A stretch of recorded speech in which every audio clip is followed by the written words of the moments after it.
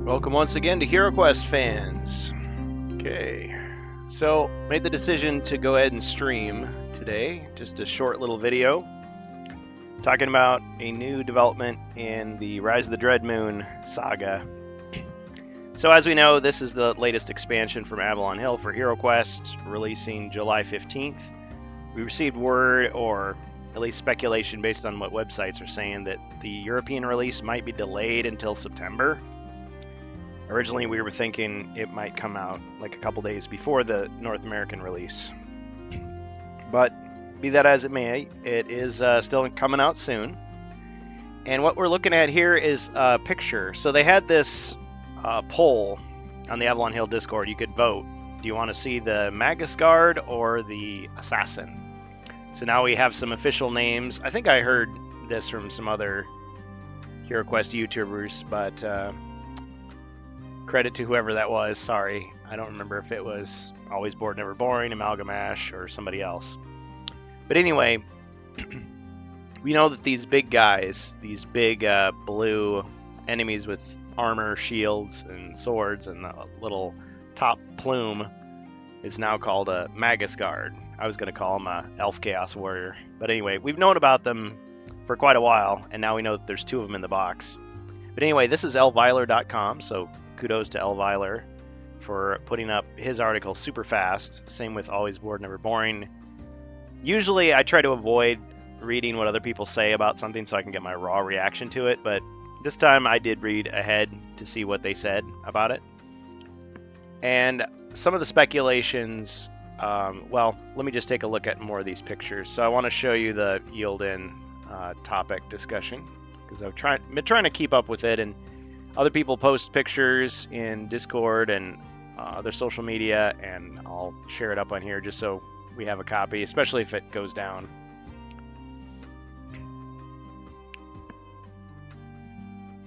Yeah, so here was the little poll they did. This is Avalon Bill.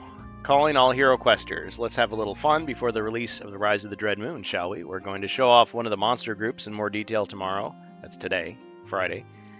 We want to know which figures you'd like to see more this week. The battle is between the Assassin and the Magus Guard. So it sounds like they're going to do multiples of these. So there's 2 more weeks. I'm guessing unless they do more than one at a time, the Dread Wraith won't be revealed. That'll be the final boss, so nobody will really know that until the release date, July 15th. But the Assassin, I assume, is the elf with the chain, the sharp sickle, chain, whatever you want to call it. And then the only other enemy is the cultist, the Dread Cultist. Now, I was thinking those guys might be just generic, like the Chaos Warlock from the original HeroQuest. Just usually it's a bad guy, sometimes it isn't. Could be like Sir Ragnar or Prisoner. Maybe in this one, if you ever face Sir Ragnar, maybe he'll be one of those guys. Could be anything, really. But why would they have 4 of them? The only reason that they ever have multiples of a character is because you're going to be fighting multiples at once. Or there's a strong possibility that you might have like some in one room and some in the next room. Because it's always possible that a hero could like run from one room into the next and then encounter some more of them. Even though that's not a good strategy. And some quests don't keep that in mind, and so it's easy to run out of monsters. Of course, the game already knows what to do when you run out of monsters. What do you do? You don't have to run out to the store and buy more. You substitute another monster of the same color. Now, when Frozen Horror and Mage of the Mirror were released, most of the figures in the box were blue. So what they clarified in those quest books is if you run out of monsters, you're supposed to substitute a monster of similar strength, or any type of monster.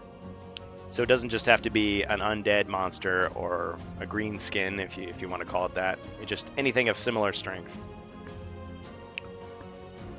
So there's 2 of these Magus Guards. That was the one that won the poll. I wanted to see the Assassin because I thought, well, that probably ties in with those tokens, and we can guess the whole system that they've got going with those tokens for this Rise of the Dreadmoon. But no such luck. That's okay. Probably find out next Friday if they do another poll. And I'm glad they're doing it on Discord and not on Twitter. Oh yeah, here's the thing about Europe. So this is Hasbro Pulse, and it says September 18th. This pre-order will be available to ship on approximately September 18th. Also, shout out to the author of this music, Alexander Nakarada, for listening to The Road Home, and also there's a medieval mix here. A couple other artists. This royalty-free music. It's good stuff. And prior to our last few stages of the Frozen Horror, this is what we've been listening to instead of Carl Casey at White Bat Audio, although his music is great too. So yeah, this is the elf assassin, this sickle chain wielding elf over here. And then here's the two. So there's two of each of those enemies. Well, anyway, moving forward, this is Elviler's page. What's scarier, spells or a sword, he says. So as we can see clearly, here's the card. It's a cool looking miniature. And even if you're not a painter, I think you can appreciate the sculpt. It looks pretty neat. Each Magus Guard might cast each of the following dread spells once per quest. Ball of Flame and Tempest. Interesting. So of course we know Ball of Flame is 2 body points of damage at range. And you roll 2 red dice. For every 5 or 6 rolled, the damage is reduced by 1 point. So best case scenario does 2 damage. What many have pointed out is this bypasses armor. Doesn't matter how many defend dice you normally get. You're only going to get those chances to block it. Now, it is true that in the Frozen Horror and also from the Alchemist shop, you can, well, depending on how big, I should say, how big the assortment of purchasable potions is in the Alchemist set, the Alchemist deck. The Potion of Magic Resistance may or may not be easy to obtain. But if you have magic resistance, so there's the 2 versions. There's the one that just negates damage, so this would do no damage if you used the potion. The other version negates all effects, period. So that would stop Tempest. But if those aren't available, then you're going to lose a turn from Tempest, or you're going to take those 2 damage. Now there's only 2 of these guys, so at most they could do 4 damage to you and make you lose 2 turns. But keep in mind, what does Tempest do? It doesn't stop you from defending. It doesn't stop you from drinking potions, because that doesn't have to be done on your turn. It does stop you from moving. So I suppose if the other heroes are running away in fear and they leave you behind, you're going to be stuck. Now, if you get stuck in the doorway with Tempest, doesn't matter. The other heroes can still pass through you, because people on the same team can pass through each other. Heroes and mercenaries can pass through each other, just like monsters can pass through. So I was just kind of thinking about what difference would it make if you encountered one of these guys and he used Tempest on you. It would seem kind of pointless if he was by himself. Now, if it was like the other 2 quest packs, the recent quest packs, where a wandering monster is like 2 of these guys, that could be interesting. But otherwise, it would seem like encountered by himself, he really wouldn't be that unusual. I mean, look at his stats. These stats are identical to the Chaos Warrior or the Dread Warrior. The only difference is he moves 8 squares instead of 7, which I guess is going with the theme that elves are fast or agile or whatever. And I mean, they look a little bit less bulky, less tank-like than the Chaos Warriors. The thing about the Chaos Warriors, or the Dread Warriors in the new remake, because they couldn't call them Chaos Warriors because it's a Games Workshop trademark, those guys were described as carrying axes that were very often imbued with magical powers. I think in the Japanese version they said that they often carried cursed blades, which I think is cool. So I think Elviler was the one that suggested, well, wait a minute. In the usual conventions of sword and sorcery epics, you need to cast magic with your hands. So presumably a wizard that didn't have hands couldn't use magic. But I mean, I don't really take it that far. I mean, I always point to Empire Strikes Back. I mean, I know it's space wizards, or Jedi and Sith are not actually, like Merlin the Magician or Gandalf. But I mean, Darth Vader was able to use the Force without using hand gestures. I mean, he's moved his saber. He was holding his lightsaber with both hands, and he kind of moved his hand, and he was able to pick up objects and throw them at Luke and toss him out the window. So I would take a similar approach here. I mean, it's not a big deal.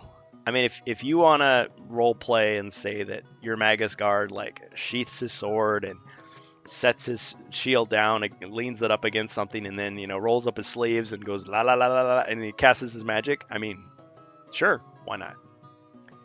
But as far as I'm concerned, I mean, maybe he could just gesture with his arm. Maybe the fireballs come out of his eyes. Who knows? Who cares? Point is, it still works. I don't see any problem with that. Anyway, here's another picture. Prettier than a Dread Warrior. Yeah, they kind of look sort of ninja-like. But they don't have like the big conical helmets like the Warhammer High Elves, so they're not copying that. But look at that! Look at that design. It kind of reminds you of the Cadre of the Ravensvale. But these are monsters, so these are bad guys. So maybe the Cadre of the Ravensvale isn't all unified. Maybe there's some that are not on your side and some are. Maybe that's why you have to go questing to look for them. Or maybe they just use a generic symbol for the Elven Kingdom. I mean, when you think about it, it's a civil war in the Elven Kingdom. So the ones that sided with Sinestra and were allied with Zargon, they probably think that they are the patriotic ones. They're the true Elethornians or whatever. Just like the ones who side with Queen Terelia are probably thinking that they're the true Elethornians. So it isn't that weird for that to... I mean, they don't have to have a big skull on their armor to show what side they're on. But cool looking figures. I think it's interesting from what I've been reading about like the Tolkien lore and everything. Originally, I guess the orcs tended to have like curved swords, like looking like scimitars or like ninja swords, whereas the like the Rohirrim and all the Gondorians, they all had like straight swords, like European style swords. But then in Peter Jackson's treatment, it kind of went the opposite direction. So the curved swords were like for the elves, and then the big bulky, like clanky, like machete looking swords were from the orcs. So all these different fantasy tropes, I guess they kind of like change and develop over time, and people kind of have their associations, but they have these kind of interesting looking blades.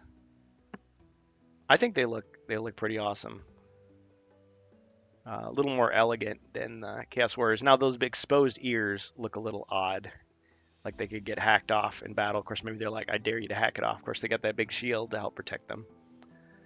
But their helmet, yeah, they got the big eyes exposed.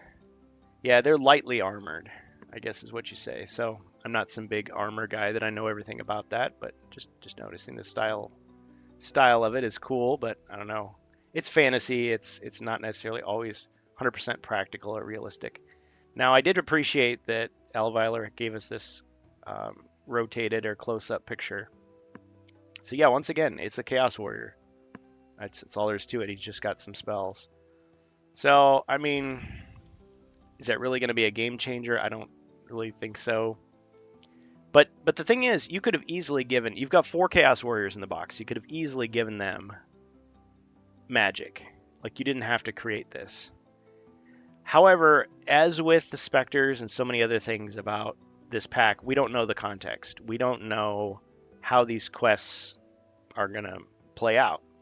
So just because they have some ability that looks like, oh, this will be OP or this will be silly, it all depends on how they're used.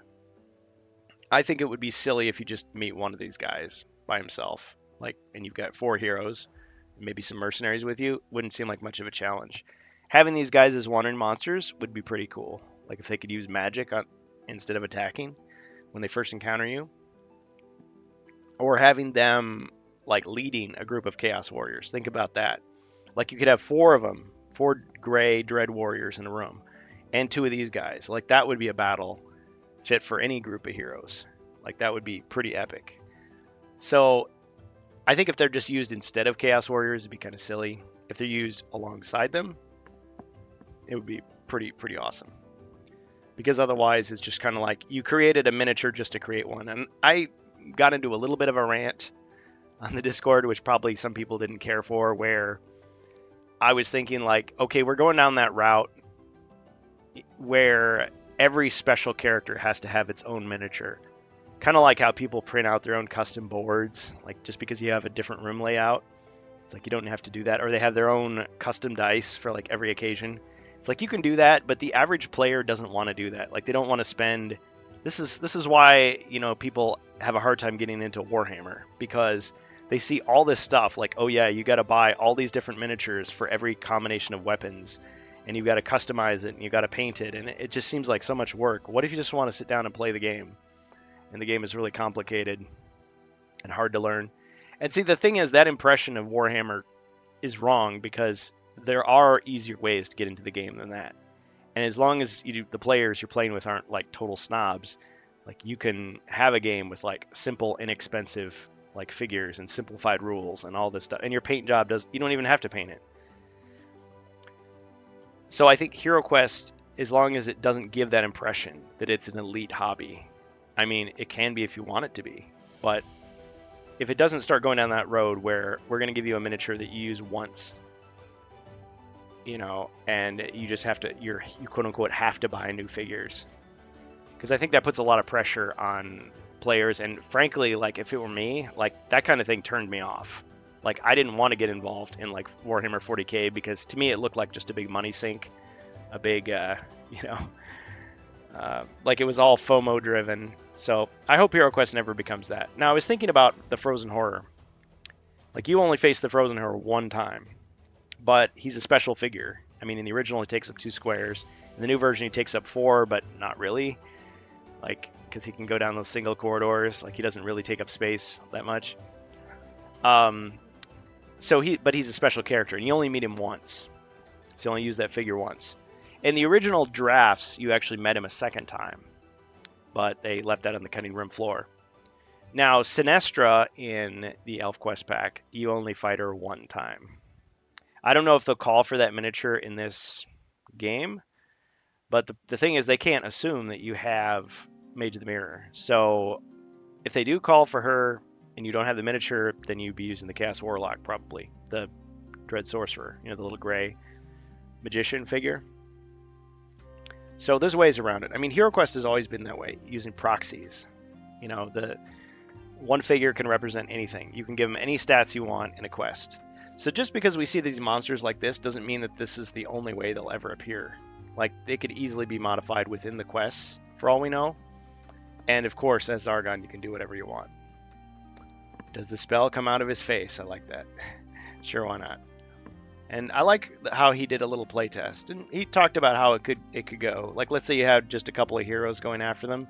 Yeah, they might both be slammed with Tempest. They might both be targeted with Ball of Flame. So it's kind of fun. But again, we don't know the context.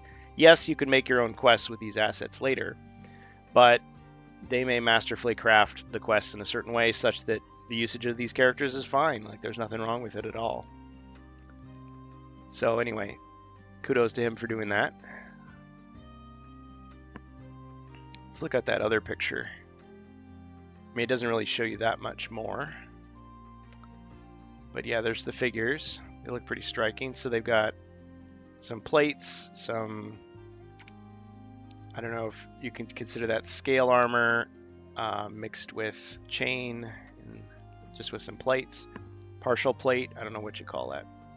But yeah, it looks like a cool enough figure. So I guess they'll do this whole thing again with the Elf Assassin, or the Assassin.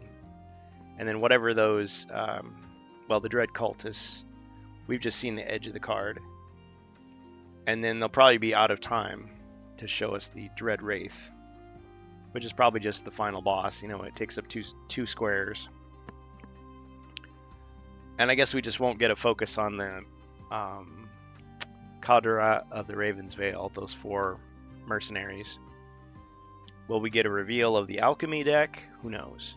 So again, we might have to rely on fan unboxings. July 15th, July 17th. I guess it's actually July 17th. I probably said 15th earlier. But July 17th, we'll know everything, because if even one fan gets it, they can unbox it. They can show us all the cards. They can show us every page, for all we care, of the quest book, or at least the first 10 pages. show us how those various decks and things work, how those tokens work, and then we'll know it all. And Gen Con, by then, I mean, they'll have the prequel quest. Who knows when we'll get that? I wouldn't be surprised if it came out like the same week of Gen Con, so August 6th or so.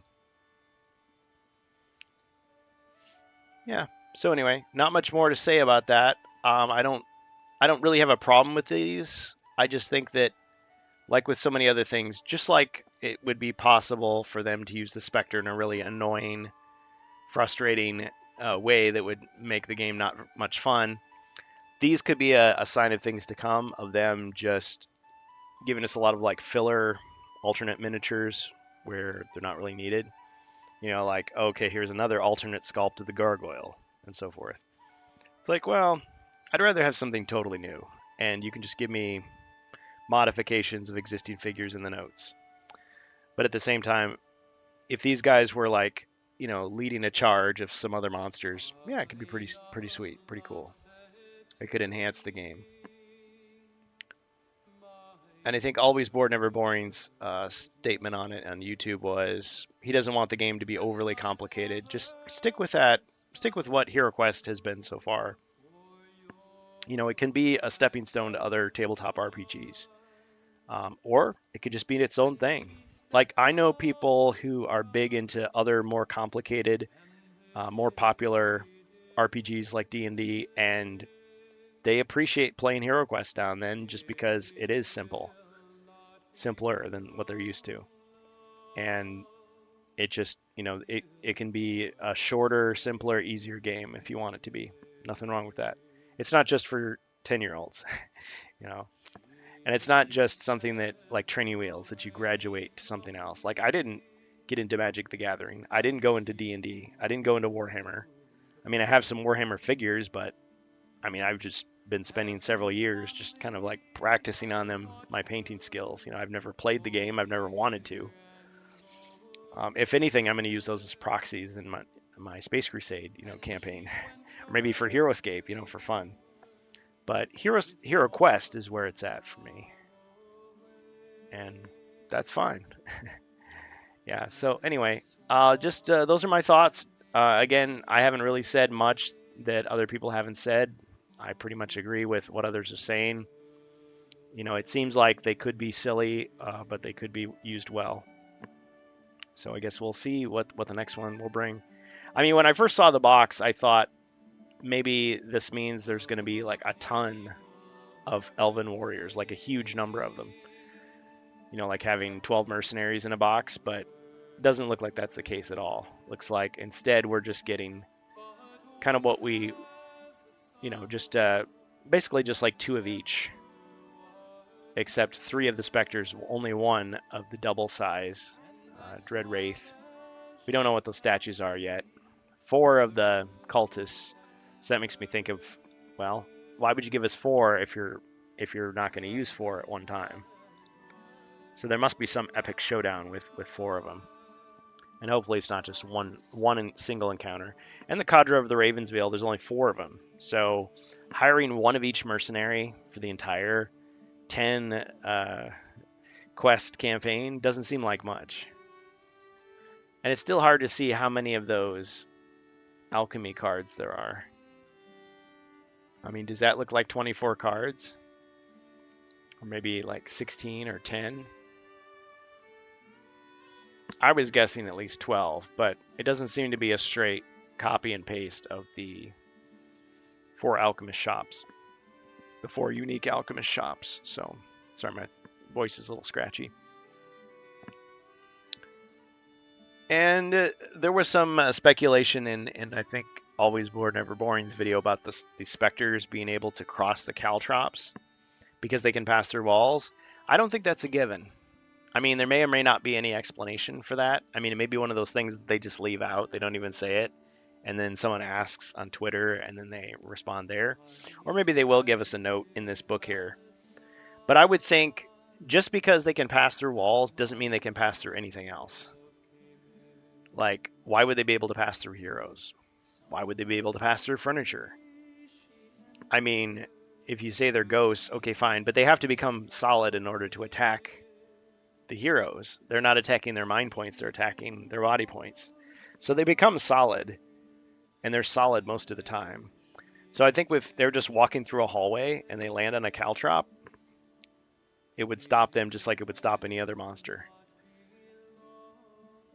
I just don't see why it wouldn't. Now, if you want to say, oh, it's just a special ability they have, they're just immune to it. Okay, fine. So nothing can stop them? Really? And that goes back to that old question of, can they hide inside solid rock until the heroes come by and then come out and attack them?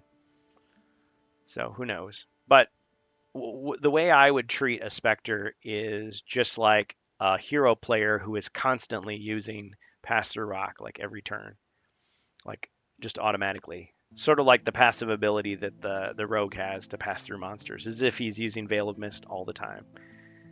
That's how I would treat it. So I wouldn't treat it like, weapons just like fly through the Spectre and don't hurt them. I wouldn't treat it as, oh, only magic can hurt them or something like that. And a caltrop is a physical object. It's not a wall. But I guess if you treat it like a wall, then you say, sure, they can pass through unharmed. So I don't know. Yeah, and the question of, I think this came up in our discussion in text about why is it that in HeroQuest monsters don't trigger traps and they automatically jump over pits and everything? Why is that the case? The automatically jumping over is not explained, just is. But the lack of triggering them, you could always say, well, they set the traps, and so they know where they're at, and they can like skirt around them. But it's just a game convention. You might as well ask, why is it that monsters can't open doors? I mean, most monsters can't open doors, period. I mean, unless you homebrew that into the game, they just can't. Now, if they could, it would change everything, because they could just run around the map like opening doors and activating rooms, I guess. So it would change everything. But yeah, we still don't know the full details of this this basin or whatever it is, this magic mirror. This looks like a buffet table with water with like a whirlpool in it, or like ghostly matter coming out of it. We don't quite know what that is. I think Amalgamash speculated that maybe that's like you take your alchemy and you craft it in there. But I don't know how that would work. Does that mean that like every quest has one that you have to run over there and do it? I mean, my homebrew rule when I do alchemy stuff is it's the alchemist bench. So wherever that happens to be in the quest, not every quest has one. That's when you search, that's when you find the potion. And just like the sorcerer's table, that's where you find the spell scroll, So maybe wherever that is in the quest, maybe they put one of these in each quest, and when you search there, that's where you can pull out an alchemy card, and then you match it with one of your treasure cards, maybe. But we don't really know how it works. Because a knight, why would the knight have some special alchemy ability? Is this something that only spellcasters can use? Or can anyone do it? I'm inclined to think it's probably anyone. And there's probably something to do with this. Maybe. Or it could just be the alchemist bench, because they know you've already got that. Maybe this is something completely different. Or maybe there's a completely different mechanic. Maybe it just says, oh, when you search for treasure, you also find one of these. Maybe instead of drawing from the treasure deck, you draw from this deck. You get a random thing. Or maybe, I was trying to think, like if you, because usually in previous quests, the way they give you stuff is either you have to search for it, or it's given as a reward for completing the quest, or you get it from killing a monster. So maybe you kill some monster and, oh, they left something behind. They left a scrap of parchment behind, a bottle behind, or something like that. Maybe. Maybe these Cadre of the Ravensvale guys give you one or something. Maybe that's a bonus for finding them. Of course, then I was thinking, well, maybe these tokens have something to do with, like if you find them in the solo quests, they give you perks. Whereas if you didn't, you just have to hire them with regular gold. You wouldn't get any extra things. I don't know. It's all sheer speculation. We just don't know. So, Jacer says, the sword reminds me of a falcata.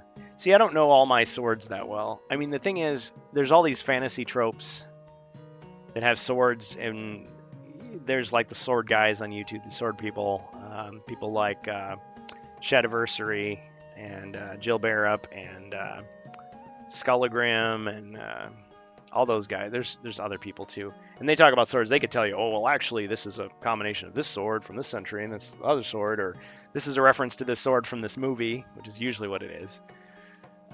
Whatever. But so I don't know. Those guys could tell you. I don't really know. But anyway, so not much else to say. Thanks for tuning in to HeroQuest fans.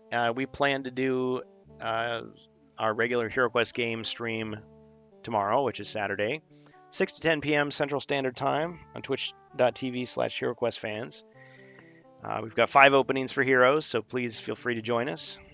You can interact live on the HeroQuest Discord, and if you're not controlling a hero, you can actually use the Twitch chat to use your gold coins, your channel points, to buy potions and things for the heroes or buy monsters for Zargon. But we are in the last stages of the Frozen Horror campaign, the Barbarian Quest Pack. We're on Quest 10.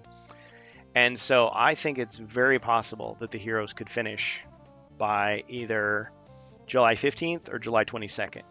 So this is a call out to any of the original heroes, especially people like PSK Knucklehead, people like Blue Star, people like the Strange Bus. We would love to have you in those last streams, even if you're not controlling a hero, even if you just stop in and say hi. Like, I just think it would be so cool to kind of end where we began. And we definitely are going to want to check out Rise of the Dread Moon. I mean, in my head, I'm thinking, because originally I was thinking, well, we'll just do Mage of the Mirror next. But I'm kind of feeling like we need a little bit of a break. We need something completely fresh, completely new. But we don't know how good or bad Rise of the Dread Moon is going to be. Like, if it's bad, we're going to pick it apart. We really will. But will we really take the time to spend like another year almost to play through it if it's on this level of difficulty? I mean, we don't know. It may be more balanced, maybe more like a Prophecy of Telor or Return of the Witch Lord. Because Mage of the Mirror and Frozen Horror were just like over the top difficult. So I'll probably leaf through it to see, what we can expect. It'd be really cool to start the new quests, but if it totally sucks, if it totally is not worth it, then we'll probably just do something else. And I mean, I would like to bring back Space Crusade. I am doing a private playtest with some players, and that basically takes up my Thursdays, plus the Rantcast. So I do a lot of streaming. I think I would play more games. It's just that I've got that commitment, and we're about halfway through that now. So probably in another couple months, we can open things up again and start playing maybe a Friday Space Crusade, or try out the Star Wars RPG. That'd be sweet. I'd like to do Cyberpunk, but I'm kind of annoyed with how complicated it is. So I think if we did do Cyberpunk Red, for example, I would just want someone else to GM it. I mean, I know a guy that has it. Or just do a really simplified version of it. Like, I don't care. And I would like to try HeroScape. Hopefully I've got room on my desk for it. I might need some taller cameras if the terrain is like really tall. But there's a lot we could do. So I'm open to new ideas. It's just that, you know me, I'm a creature of habit. I like to get a regular schedule going, but stuff always comes up. Technical issues, family issues, weather, work, health, whatever. So sometimes we can't fulfill what we want to do. So I'm glad that so many of you are understanding, you stick with us, and it's a good time, even though it's just a hobby for fun. And I love the community that's sprung up around us. Hey, Sikashem, good to see you. Yeah, I'm just kind of getting all sappy here about the community. I really like the HeroQuest fans community, and I was thinking to myself, what would happen if one day I just walked away from it? Like, I'm not saying I'm planning to do that, but all good things come to an end. So what would happen to the community? I hope that it would continue without me just fine. It's not the Kurgan show. It's not all about me and my opinions. I mean, I'm not the most talented person out there. We have all kinds of people. So I would probably turn it over to other people who would carry it on the same spirit. And I would hope that even if it just went away, like other people would carry on the same kind of work, like connecting HeroQuest fans around the world, playing games together, sharing tips on how to paint stuff and craft stuff, and just talking for the love of the game and arguing about stupid stuff that doesn't matter, like how the crossbow works. I enjoy that stuff, and I think a lot of other people do too. And just doing it in a good spirit. Like, this is not an elitist community. We're not toxic fandom. I mean, I shut down the political discussions and all that because I feel like that's just a distraction. Like, you can do that anywhere on the web. We just want to focus on the games that we love, and all that other stuff, whatever. The crossbow. Yeah, it's so funny because it's like if two people meet like in the post-apocalyptic wasteland, it's like, are you a HeroQuest fan? It's like, okay, what do you think of the crossbow? And it's just like it's like, okay, you're bound to disagree. Like, okay, put your knife away and we can be friends. It doesn't have to be that serious. Yeah. So I don't know. Do you guys have any opinions on the Magus Guard? I almost called him the Magus Knight, or the Magnus Knight. Magus. It's like magi, like magical knight. Any closing words? There's 7 Bullet is here. I think I might have mistaken you for a bot. Sorry about that. Well, if you guys don't have any comments, that's fine. This was just kind of an impromptu kind of short stream, and I'm supposed to meet a guy for a game, so I really had fun on the Rantcast. That was awesome. I always like it when somebody just kind of drops a bomb on me and is like, "You didn't think of this, did you?" It's like, "No, I sure didn't." Or reminds me of something I haven't thought of in years. That's the greatest. I love that. So there's very positive things about fandom, and that's why we keep doing it. I mean, we don't have to rely on these companies to like make us happy with new products. Like, we can just share something in common that we like, even if that common thing we share is the fact that we don't agree on the crossbow. So, all right, I've said enough. Once again, thank you to all the fans who have made us such a growing and vibrant community. Like, I've really enjoyed it. Thank you for all the help that I've gotten. Thanks to people like Alviler and Ribby who've contributed. Lots of other people who've supported us in various ways. Ron Mower, Covert Nerd, Shadzar, of course, our brave moderators like Sikashem and Learlek, and several other people. Strange Bus, of course. So anyway, before I get all sappy, I better, too late. Yeah, I better wish you all a good night, and we'll hopefully see more of you tomorrow on HeroQuest fans. All right, everybody, take care. Thanks. You're not going anywhere. No. Sorry. No, I'm not going anywhere. But I'm just thinking out loud. What if I did? Am I really going to be doing this until I'm like 90 years old? At some point, I'm not going to be doing it anymore. And will that be because Discord went bankrupt or something like that, or we don't have the internet anymore, or whatever? No, I'm not planning to quit. Well, one thing I am trying to avoid, though, is burning out, because I know that is very possible and very easy to do if you're one of these streamers, especially if you have a job and a life outside of the stream. I mean, it's not your full-time thing. You can get sucked in and, just get really worn out doing it. So I'm trying to keep things normal. And I've also seen some other people, friends of mine, who are dealing with that. And it's like, you just want to do it for fun. You want it to be good. You don't want it to be a drain and a strain on your life. Like, that's not the point. It's not the reason you do it. I mean, if it's just negative, just stop it. Is a barbarian knocking on your door, and do they have the spirit blade? Well, nobody knows how much time they have, right? In life, you can't predict the future. So it's best to be prepared, right? But I'm just thinking, what if at some point in the future, like years from now, I have to walk away or want to walk away from it? Will it continue without me? I think yes. I think it absolutely could. And that makes me happy. You know what I mean? It's like, it's gone beyond what I may have started out with. Because originally I just thought, well, what would the Discord be for? It'll be to tell people that we're about to stream. Like that's the point. And why did we do the Twitch streams? Because I wanted to play HeroQuest. Why did I want to play HeroQuest? Well, because there weren't a lot of people around me nearby to play. I want to play with other people in the community. That was why I did it. And yeah, I wanted to talk about other stuff, get on my little soapbox. But it's grown far beyond that. And I hope other people play their own games. Like I think of the other, our quasi-competitor, the other HeroQuest Discord, where they organize games for Tabletop Simulator. It's like, it's not just one person's games. Like it's all kinds of people doing games.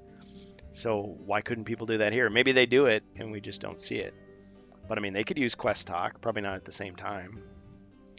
But we do our stuff on Saturday.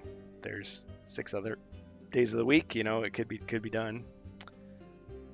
So anyway, just thinking out loud. So yeah, I'll be here indefinitely. I plan to be. So, all right. Well, I'll catch you guys tomorrow. Thanks for checking us out on HeroQuest fans. Have a good night. And if you see any bots, feel free to ban them for me. Oh, I probably should check and see if somebody else is streaming. We could do a raid. I love to do raids. Just got to find the window that I've got going here. Ah, Wicked Minis. Wicked Minis. Let's give him a raid. All right, so I'm going to stop the stream and we'll do a raid. Check out Uncle Zargon's Circus. Yeah. All right, thanks, guys.